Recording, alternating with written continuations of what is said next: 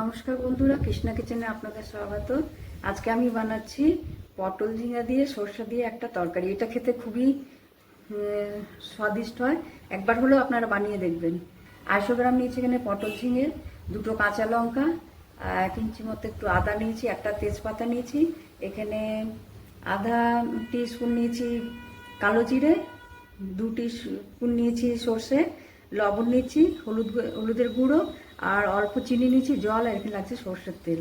বন্ধুরা, আমি এই পটল ঝিঙেগুলো সব আমি ছুলে নিয়েছি। এবার এরকম ছুরি দিয়ে অল্প অল্প এগুলো একটুখানি এরকম দাগ দিয়ে নিতে হবে।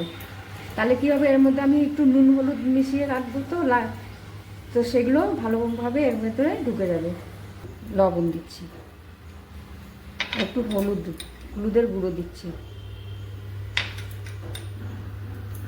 দিয়ে এবার ভালো করে এটা মাখিয়ে নিচ্ছি। তেল গরম হয়ে গেছে, এর মধ্যে আমি 1/2 টিস্পুন কালো জিরে দিয়ে দিলাম, দিয়ে এগুলো ভেজে নিচ্ছি।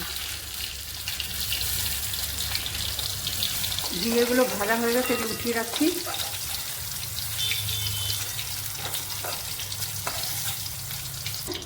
তেজপাতা ছিঁড়ে দিয়ে দিলাম।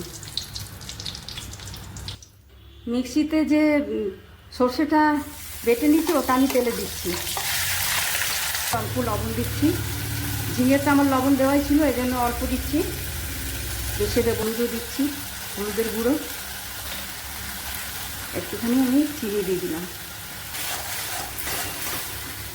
জল দিয়ে দিলাম অল্প। এই জলটা ফুটে উঠেছে, এবার আমি এর মধ্যে ঝিঙেগুলো দিয়ে দিলাম।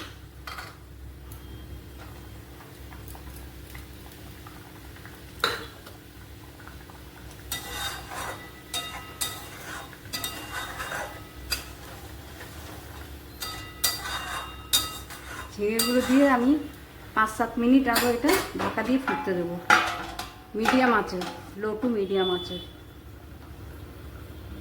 এরকম হবে, দেখুন বন্ধুরা, এরকম এটা মাখা মাখা হবে। এবার আমি গ্যাসটা অফ করে দিলাম। 5 মিনিট ফুটানোর পর এরকমই হবে। এবার এটা আমি গ্যাস থেকে নামিয়ে রাখছি।